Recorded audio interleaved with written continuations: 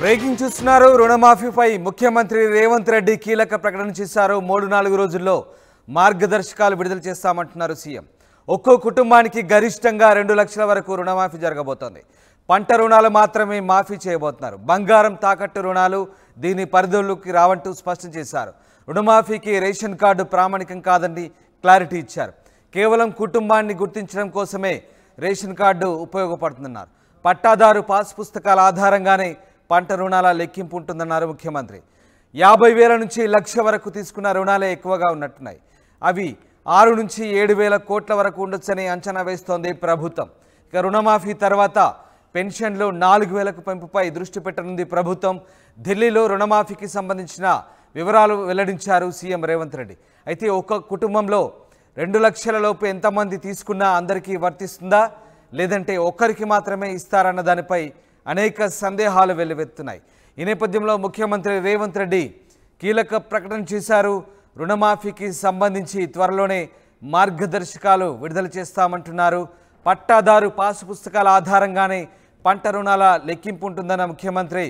Ration card ఏమాత్రం ప్రామాణికం కాదంటూ స్పష్టతనిచ్చారు. కేవలం కుటుంబాన్ని గుర్తించడం కోసమే రేషన్ కార్డు ఉపయోగపడుతుందంటున్నారు. 50,000 నుంచి 1,00,000 వరకు తీసుకున్న రుణాలే ఎక్కువగా ఉన్న నేపథ్యంలో 6 నుంచి 7,000 కోట్ల వరకు ఉండొచ్చని అంచనా వేస్తోంది ప్రభుత్వం. రుణమాఫీ తర్వాత పెన్షన్లు 4,000 పెంపుపై దృష్టి పెట్టబోతుంది. ఇక ఢిల్లీలో రుణమాఫీకి సంబంధించిన క్లారిటీ ఇచ్చే ప్రయత్నం చేశారు ముఖ్యమంత్రి రేవంత్ రెడ్డి. కేవలం ఒకే కుటుంబంలో ఒకరికి మాత్రమే రుణమాఫీ ఉంటుందా, లేదా ఎంతమందికి ఉంటుందనే సందేహాలు మాత్రం ఇంకా క్లారిటీ రావాల్సిన అవసరం కనబడుతుంది. ఎస్, మధు జైన్ అవుతున్నారు. మధు, రుణమాఫీకి సంబంధించి సీఎం రేవంత్ రెడ్డి కీలక ప్రకటన చేశారు. 3-4 రోజుల్లో దీనికి సంబంధించిన గైడ్ లైన్స్ విడుదల చేస్తామంటున్నారు. ఏ రకమైనటువంటి మార్గదర్శకాలు ఉండే అవకాశం ఉంది? దీనికి సంబంధించి ఇంకా పూర్తి స్థాయిలో ఎప్పుడు స్పష్టత వచ్చే అవకాశం ఉంది?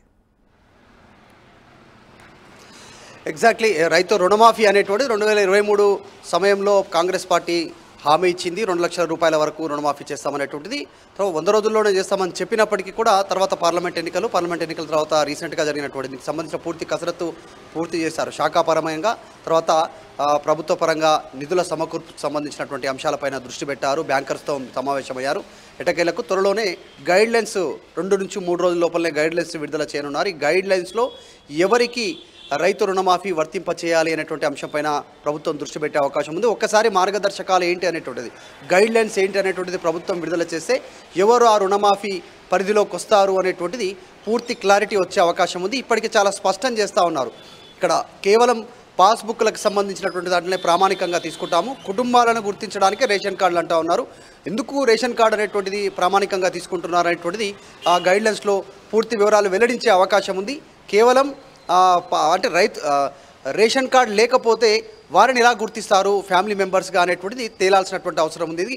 రేషన్ కార్డు ప్రామాణికం ఎందుకంటే రేషన్ కార్డులో కుటుంబ యజమానురాలు, తర్వాత ఎంతమంది పిల్లలు, డిపెండెంట్స్ ఎంతమంది ఉన్నారో వాళ్ళందరూ వాళ్ళ పేర్లు అందులో ఉంటాయి. కాబట్టి వాళ్ళంతా ఒక కుటుంబంగా, ఒక యూనిట్గా గుర్తించేటువంటి అవకాశం ఉంటుంది. గతంలో ఉమ్మడి కుటుంబంగా ఉన్నటువంటి వారు పెళ్ళైన తర్వాత సపరేట్ అయిపోతారు.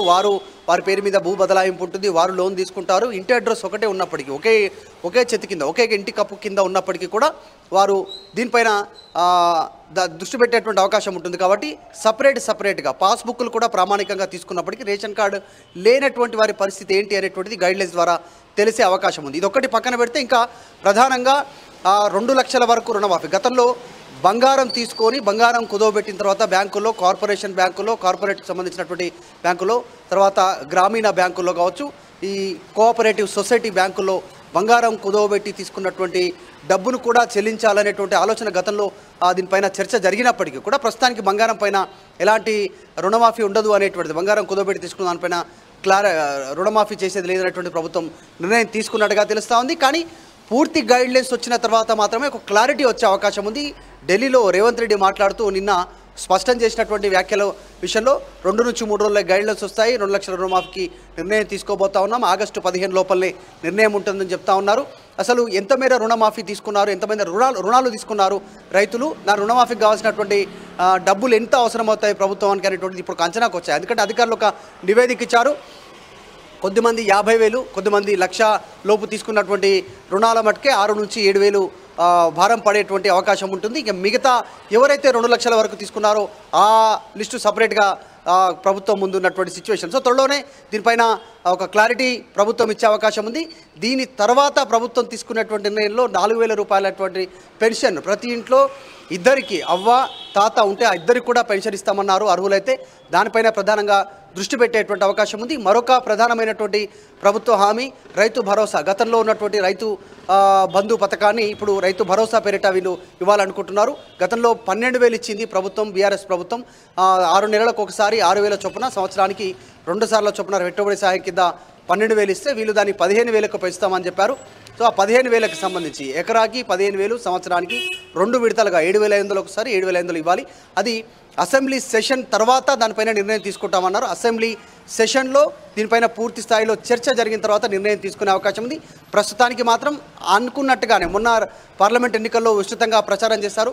ప్రతి ప్రాంతంలో ప్రతి దేవాలయం ఉన్నటువంటి ప్రాంతంలో ప్రాముఖ్యత ఉన్నటువంటి దేవాలయం ముందు ఒట్టేసి రేవంత్ రెడ్డి చెప్పారు 15 ఆగస్టు లోపల రుణమాఫీ చేస్తామనేటువంటి దానిపైనే పూర్తి కసరత్తు చేస్తూ ఉంది. కాబట్టి 2-3 రోజుల్లో పూర్తి స్థాయి గైడ్లైన్స్ రానున్నాయి. మధు, అయితే తెలంగాణ వ్యాప్తంగా ఎంతమంది ఇప్పుడు ఈ రుణమాఫీ కిందికి రాబోతున్నారు? అంటే ఓవరాల్గా ఎంత అమౌంట్ ప్రభుత్వానికి భారం పడబోతుంది రుణమాఫీ ద్వారా? దీనికి సంబంధించి పూర్తి స్థాయిలో క్యాలిక్యులేషన్స్ అన్ని పూర్తయ్యాయా? పూర్తి స్థాయిలో ఇప్పటికీ బ్యాంకర్స్ ద్వారా క్లారిటీ తీసుకునే ప్రయత్నం చేసింది. ఒక లిస్ట్ అవుట్ చేశారు.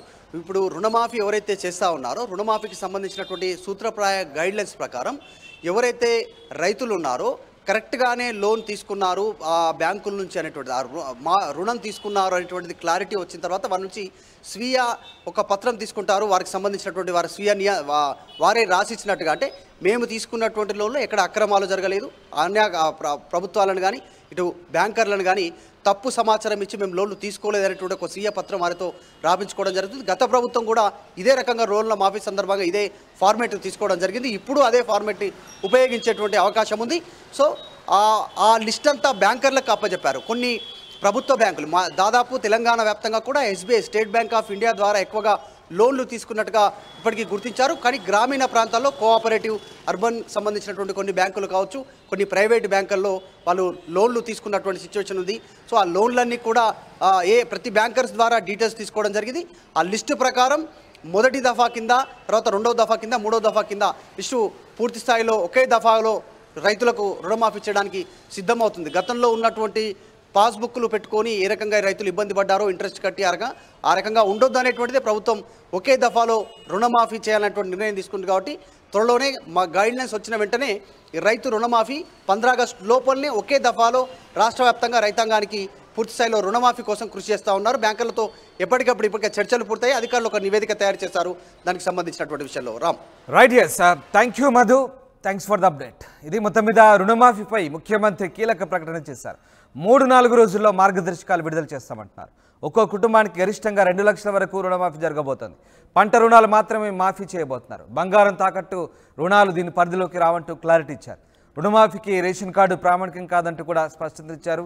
కేవలం కుటుంబాన్ని గుర్తించడం కోసమే రేషన్ కార్డు ఉపయోగపడుతుందని, పట్టాదారు పాస్ పుస్తకాల ఆధారంగానే పంట రుణాల లెక్కింపు ఉంటుందన్నారు ముఖ్యమంత్రి. ఇక 50,000 నుంచి 1,00,000 వరకు తీసుకున్న రుణాలు ఎక్కువగా కనబడుతున్నాయి. అవి 6 నుంచి 7,000 కోట్ల వరకు ఉండొచ్చని అంచనా వేస్తున్నారు. రుణమాఫీ తర్వాత కూడా 4,000 పెన్షన్ పెంపుకు సంబంధించి కూడా ప్రభుత్వం దృష్టి పెట్టబోతుంది. ఓవరాల్గా ఈ అంశాలన్నిటికి సంబంధించిన వివరాలను ముఖ్యమంత్రి ఢిల్లీలో వెల్లడించారు.